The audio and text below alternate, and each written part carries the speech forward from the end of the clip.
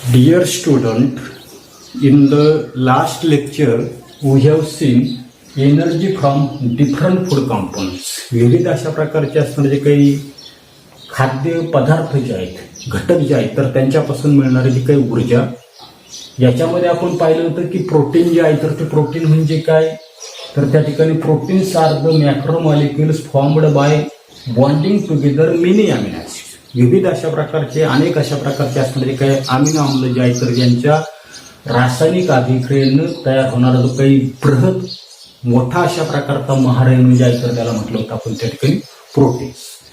त्याच्यानंतर proteins and different amino acids obtains आपण त्या ठिकाणी पाहिलं होतं की त्वचा जे आहे तर त्या त्वचेपासून मेलानिन, केराटिन, हाडं जे आहे तर त्या हाडांपासून ओसिन, पेशी जे आहे तर त्या पेशींपासून असणारे जे काही पेशीद्रव्य पटल, विविध अशा प्रकारची विकर तयार होतात. पॅनक्रियाट जो आहे तर त्या पॅनक्रियाटपासून इन्सुलिन असेल, ट्रायप्सिन असेल. त्याच्यानंतर पिट्युटरी ग्लॅन्ड, पीयूषिका ग्रंथीपासून आपल्याला विविध अशा प्रकारचे संप्रेरक त्या ठिकाणी मिळतात. स्नायू जे आहे तर त्या स्नायूंपासून ऍक्टिन आणि मायोसिन सारखी लवचिक अशा प्रकारची प्रथिनं आपल्याला त्या ठिकाणी मिळतात. तर असणारं जे काही रक्त जे आहे तर त्या रक्तापासून आपल्याला हिमोग्लोबिन, अँटीबॉडीज त्या ठिकाणी तयार होतात. त्याच्यानंतर आपण त्या ठिकाणी असणारं जे काही रुबिस्को नावाचं असणारं जे काही विकर जे आहे तर ते विकर त्या ठिकाणी वनस्पतींचं असणारं जे काही हरित लवक जे आहे तर त्या हरित लवकामध्ये सर्वात मोठ्या प्रमाणामध्ये त्या ठिकाणी सापडते हे आपण त्या ठिकाणी पाहिलं होतं. त्याच्यानंतर लिपिड कशापासून मिळतात तर ऑइल असेल, बटर असेल, घी असेल, मॅग्रानिन असेल, टॅलो अँड ऑइल सीड्स पासून त्या ठिकाणी मिळतात. म्हणजे एवढा भाग आपण त्या ठिकाणी काय केलेला आहे, मागच्या तासाला त्या ठिकाणी पाहिलेला आहे. याच्यानंतर पुढे पान नंबर 17वर, आता पान नंबर 17वर थिंक म्हणून अशा प्रकारचं विचार करा आपल्याला प्रश्न विचारलेले की many times you cannot eat hot food due to inflammation और अल्सरायझेशन इन माउथ. अनेकदा तुमचं त्या ठिकाणी तोंड येताना दिसतं, बरोबर, किंवा तोंडाचा त्या ठिकाणी अल्सर होताना दिसतं. अशा वेळेला तुम्ही त्या ठिकाणी गरम अशा प्रकारचे पदार्थ किंवा तिखट पदार्थ त्या ठिकाणी खाऊ शकत नाही. काय कारण सांगता येईल? द इन्फ्लेमेशन और अल्सरायझेशन in the mouth occurs due to lack of enough vitamins in the diet. तोंड येणं, कशामुळे तोंड येताना दिसतं तर सर्वसाधारणपणे आपल्या लक्षात येतं नसतं की आपण जो काही आहार त्या ठिकाणी खातो किंवा आहार जो काही घेतो तर त्याच्यामध्ये पुरेशा प्रमाणामध्ये त्या ठिकाणी व्हिटॅमिन्स जे आहेत, जीवनसत्व जे आहेत तर ते जीवनसत्व पुरेशा प्रमाणामध्ये त्या ठिकाणी असतात. And therefore hot and spicy food causes uncomfortable feeling. आणि म्हणून त्या ठिकाणी तिखट असेल किंवा मसालेदार अशा प्रकारचे असणारे जे काही पदार्थ असेल तर हे त्या ठिकाणी आपल्याला खायला त्या ठिकाणी काय आता नसते तर त्या ठिकाणी तो तोंडाचा त्या ठिकाणी दहा त्या ठिकाणी होताना दिसतो. Particularly vitamin B complex deficiency is said to be responsible for such ulceration. तोंड येणं हे कशामुळे येताना दिसतं तर सर्वसाधारणपणे आपण जो काही आहार त्या ठिकाणी घेताना दिसतो तर त्याच्यामध्ये व्हिटॅमिन बी याची त्या ठिकाणी कमतरता त्या ठिकाणी असते आणि याच्यामुळे आपलं तोंड जे आहे तर ते तोंड त्या ठिकाणी येताना दिसतं. दुसरा प्रश्न त्या ठिकाणी विचारले पहा की some persons experiences difficulty in night vision since their childhood or adolescence. की काही जण जे आहेत तर त्यांना त्या ठिकाणी बाल्यावस्था, चाइल्डहुड, आणि दुसरं आपल्याला आलेले ॲडोलसन्स म्हणजे तारुण्य अवस्थेमध्ये रात्रीचा दिसण्याचा त्रास त्या ठिकाणी होताना दिसतो. याचं कारण सांगता येईल आपल्याला. For a better vision vitamin A is essential. डोळ्यांना जर त्या ठिकाणी चांगलं दिसावं तर आपला आहार जो आहे तर त्या आहारामध्ये जीवनसत्व अ जे आहे तर ते त्या ठिकाणी आवश्यक असतं. If there is the deficiency of vitamin A in the diet then there is the difficulty in the night vision even in childhood or adolescence. आणि आपला जो काही आहार जो आहे तर त्या आहारामध्ये जर त्या ठिकाणी जीवनसत्व अ ची जर त्या ठिकाणी कमतरता जर असेल तर बाल्यावस्थेमध्ये किंवा सर्वसाधारणपणे तारुण्य अवस्थेमध्ये सुद्धा त्या ठिकाणी रात्रीचा दिसण्यामध्ये त्या ठिकाणी त्रास जो आहे तर तो त्रास त्या ठिकाणी होता. आता पुढे व्हिटॅमिन्स म्हणजे काय तर vitamins are groups of the heterogeneous compound of which each is essential for proper operation of the various processes in the body. जीवनसत्व म्हणजे काय तर वैविध्यपूर्ण अशा प्रकारचा रासायनिक पदार्थांचा असा गट की ज्याच्यामधील प्रत्येक पदार्थाची शरीरातील विविध कार्य सुरळीत पार पाडण्यासाठी त्याची आवश्यकता त्या ठिकाणी असते. There are 6 types of vitamins. या ठिकाणी व्हिटॅमिन्स जे आहेत तर त्या व्हिटॅमिनची 6 प्रकार त्या ठिकाणी दिलेले. 6 टाइप्स ऑफ व्हिटॅमिन्स. की जीवनसत्व जे आहे तर त्या जीवनसत्वाची किती त्या ठिकाणी आपल्याला 6 प्रकार त्या ठिकाणी सांगितले. आता कोणकोणते तर या ठिकाणी पहा कॅपिटल अक्षर आहे ABCD बरोबर. इथपर्यंत आपण ABCDE अँड K हे त्या ठिकाणी 6 प्रकार त्या ठिकाणी आहेत. आता याच्यापैकी आउट ऑफ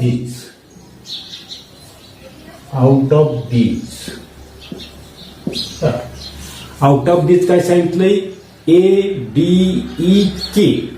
कोणते सांगितले ADE अँड K. ही जी काही 4 असणारी जी काही जीवनसत्व जी आहे तर ती काय सांगितली फॅट सोल्युएबल. कशी आहेत फॅट सोल्युएबल कशी सांगितलेली तर त्या ठिकाणी फॅट सोल्युएबल आहे. म्हणजे त्या ठिकाणी मेद जे आहे तर त्या मेदामध्ये त्या ठिकाणी विद्राव्य. तर पुढे व्हेअरएज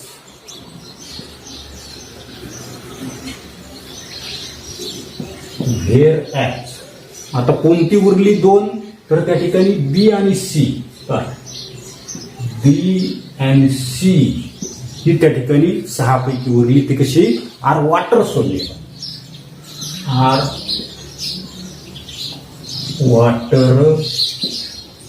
सोल्युएबल. ही पाण्यामध्ये त्या ठिकाणी वितराळते. आता याच्यामध्ये तर सर्वसाधारणपणे या ठिकाणी जुलै 2019ला याच्यावर आधारित एक साधा अशा प्रकारचा असणार तो काही प्रश्न जो आहे तर तो प्रश्न त्या ठिकाणी विचारला जाता. पहा हे write the main types of the vitamins. जीवनसत्व जे आहे तर त्या जीवनसत्वाचे मुख्य प्रकार 6 आहेत. ते आपण दिलेले ABCDE आणि K. त्याच्यानंतरचा पुढचा प्रश्न त्याच्यामध्ये होता की नेम द वॉटर सोल्युएबल व्हिटॅमिन्स. आता वॉटर सोल्युएबल व्हिटॅमिन्स कोणते आहेत B आणि C आहेत. आणि तिसरा प्रश्न त्याच्यामध्ये होता की नेम द फॅट सोल्युएबल व्हिटॅमिन्स.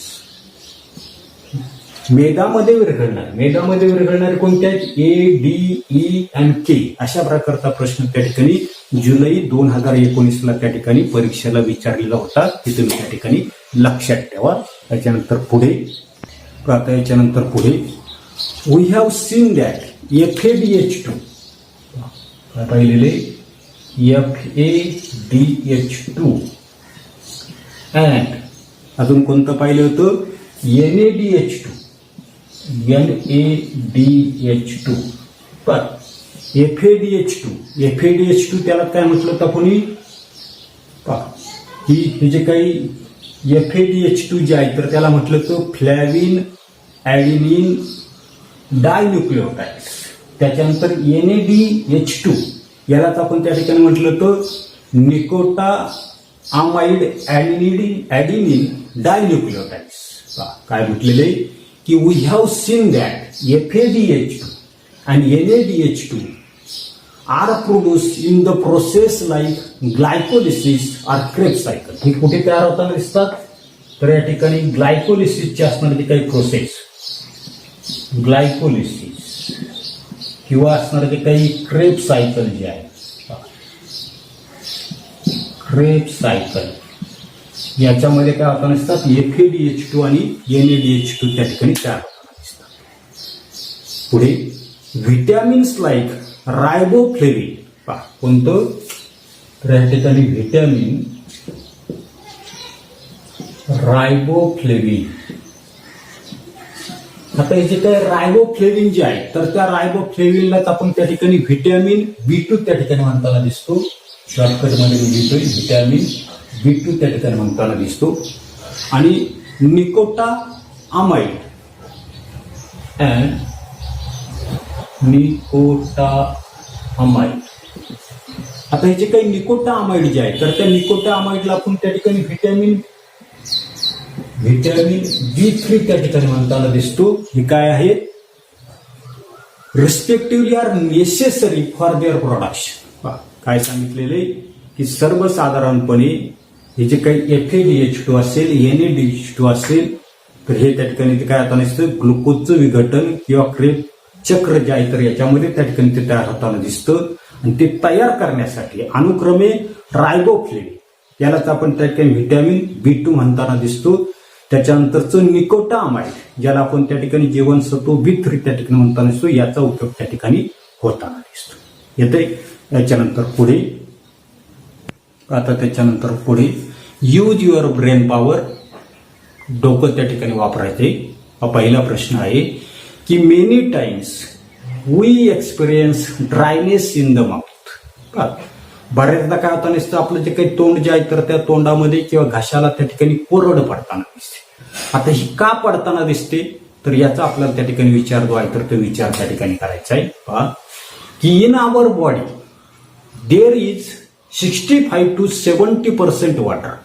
आपलं जे काही शरीर जे आहे तर त्या शरीरामध्ये 65 ते 70% त्या ठिकाणी पाणी असतं. This proportion is always maintain. आणि हे जे काही पाण्याचं असणारं जे काही प्रमाण जे आहे तर ते प्रमाण त्या ठिकाणी नेहमी त्या ठिकाणी त्याचा समतोल त्या ठिकाणी साधला त्या ठिकाणी जातो. Sometimes we lose lot of water either through respiration or due to unavailability of the water for a long time. आपले असणारे जे काही श्वसन असेल किंवा कधी कधी आपल्याला त्या ठिकाणी प्यायला पाणी त्या ठिकाणी बराच कालावधीपर्यंत त्या ठिकाणी मिळत नाही. आणि याच्यामुळे शरीरामधलं असणारं जे काही पाणी जे आहे तर ते पाण्याचा त्या ठिकाणी काय होता दिसतो लॉस त्या ठिकाणी होताना दिसतो. आणि in such times we experience dryness in our mouth. आणि अशा वेळेला आपला घसा जो आहे तर त्या घशाला किंवा तोंडाला त्या ठिकाणी कोरड जे आहे तर ती कोरड त्या ठिकाणी पडताना दिसते. Dryness is a natural feeling which creates urge in us to drink water. घशाला त्या ठिकाणी कोरड पडते ही त्या ठिकाणी नैसर्गिक अशा प्रकारची प्रक्रिया आहे. आणि याच्यामुळे आपल्या लक्षात येतं की आपल्याला पाणी जे आहे तर ते पाणी पिण्याची त्या ठिकाणी आवश्यकता जी आहे तर ती आवश्यकता आहे. आणि thereby the proportion of the water in the body is brought back to the normal level. आणि ज्या वेळेला आपल्याला त्या ठिकाणी घशाला कोरड पडते म्हणजे आपल्याला पाण्याची त्या ठिकाणी गरज असते आपण पाणी त्या ठिकाणी पिताना दिसतो. आणि याच्यामुळं शरीरामधलं असणारे जे काही पाण्याचे असणारे जे काही प्रपोर्शन जे आहे प्रमाण जे आहे तर ते प्रमाण काय केलं तर पुन्हा त्या ठिकाणी सामान्य पातळीला त्या ठिकाणी ते आणलं जातं. त्याच्यानंतरचा दुसरा प्रश्न आहे पहा की ओरल रिहायड्रेशन सोल्युशन. आता या ठिकाणी ORSचं सोल्युशन आपल्याला माहिती कशाचं असतंय साल्ट शुगर आणि वॉटर. लिंबू साखर आणि पाणी is frequently given to the person experiencing loose motion. आता काय की अति प्रमाणामध्ये जर त्या ठिकाणी जुलाब जर होत जर असतील तर वरचे वर काय केलं तर मीठ साखर पाणी त्याला त्या ठिकाणी द्यायला त्या ठिकाणी दिलं जातं. आता का की loose motion causes loss of water from the body. ज्या वेळेला त्या ठिकाणी अति प्रमाणामध्ये त्या ठिकाणी जुलाब होतात तर त्यामध्ये आपल्या लक्षात येतं नसतं की जुलाबावाटे काय होतं नसतं शरीरामधलं असणारं ते काही पाणी जे आहे तर ते पाणी त्या ठिकाणी बाहेर पडताना दिसतं. This may result in the dehydration. आणि याच्यामुळे आपल्याला पाण्याचं प्रमाण त्या ठिकाणी आपल्या शरीरामधलं त्या ठिकाणी कमी होताना दिसतं. त्याला आपण म्हणताना दिसतो डिहायड्रेशन त्या ठिकाणी होताना दिसतं. This can be lethal if ignored. आणि ते जर आपण त्या ठिकाणी जर असं जर वारंवार त्या ठिकाणी जर जुलाब जर त्या ठिकाणी झाले तर ते घातक त्या ठिकाणी होऊ शकतं.